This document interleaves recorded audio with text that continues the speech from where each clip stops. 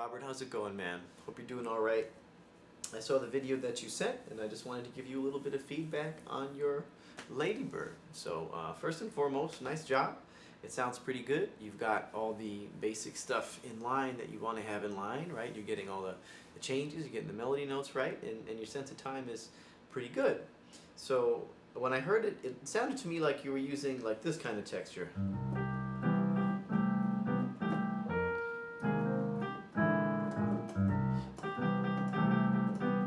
Something like that, where you had the melody mainly in your right hand and you were doing maybe like a bass note and then root position, you know, seventh chords. That's a good start.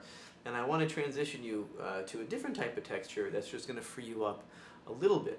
So rather than have all of the harmonic stuff in the left hand, you can have the melody and a lot of the chord members in the right hand, right? And free up your bass a little bit by having like a two feel, a walking bass, or you know, maybe just the roots. So you might have something like this, two,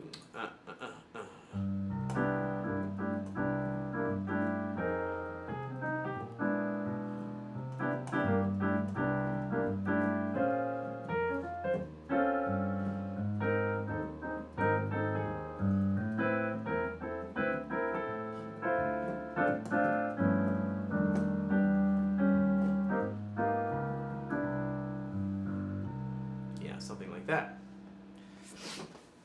And you know, just keeping a nice two feel works pretty good. And you definitely want to get this inner motion, right? Right, and when you come back to the C this time, it's like F minor 7, B flat 7, sharp 11, and then you can sneak a diminished chord in there, right? B, D, ba, do, da, right, and nobody can notice. You can put all those like cool color tones in it too. Get the inner motion. Here, because you have the sharp 11 in the melody, right, you can also do like a little neat 2-5 a tritone substitute. You go B, D, boo, boo, B, ba.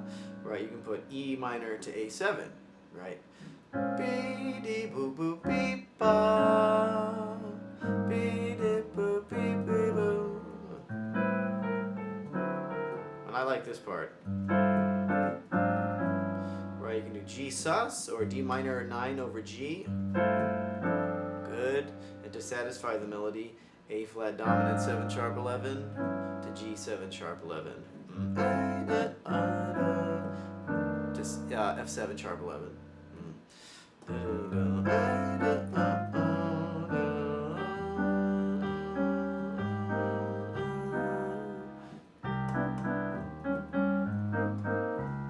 It's cool. The G satisfies all those notes, and this is a great like little hand exercise.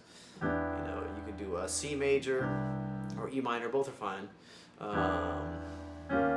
Right, and you know, stay away from the roots here if you can. Same for your left hand. Right. You can do like that. That one's pretty good. Any of those are really nice. I tend to put the root myself. Something like that, right? I like this when you get back home. Alright, you can, since it's the fifth of a major chord, you can do sharp 9 there.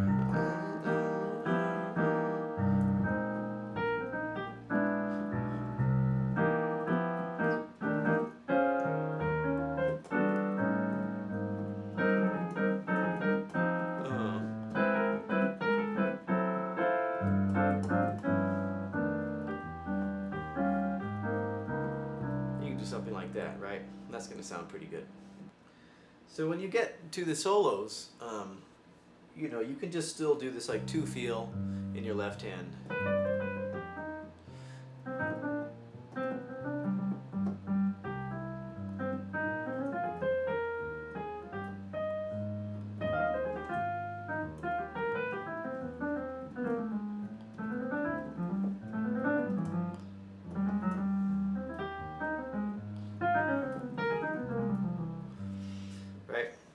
You can do that kind of thing. And you can mess around with it and it'll still sound pretty nice.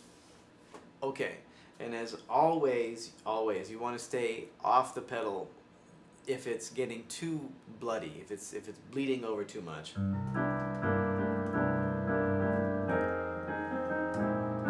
Yeah, you want to stay away from those kinds of sounds. It doesn't sound good. All right. So when you get into the solo section, I want you to practice just soloing with your right hand only and see if you can just keep good time and outline changes. And a lot of good pianists, they'll model their both hands around what the right hand is doing. 1, 2, 3.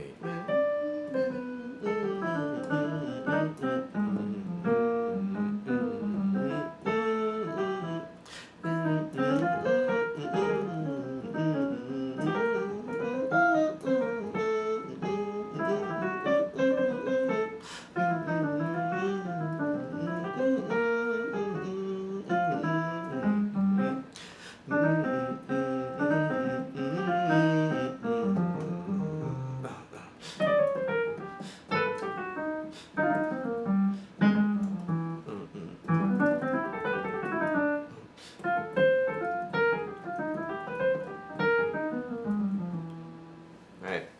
You can make that happen. Then you're in pretty good shape. So when you're soloing in your left hand, you don't need to have the full chord, right? You can just have, bass note in like 3rd and 7th.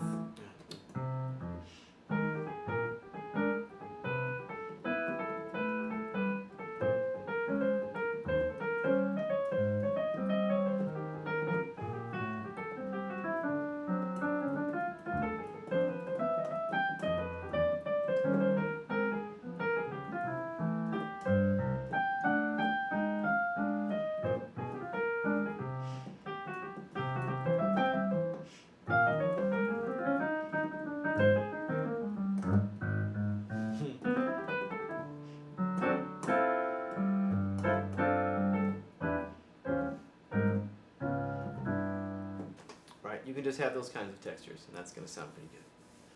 Another thing to think about is just, using good chords, like good comping chords.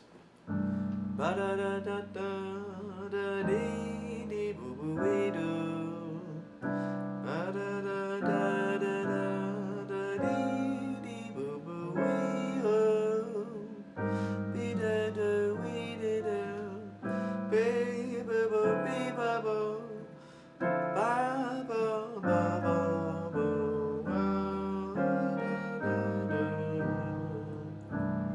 Right, just make sure you have good comping chords.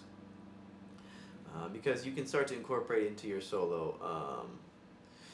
Da, da, da.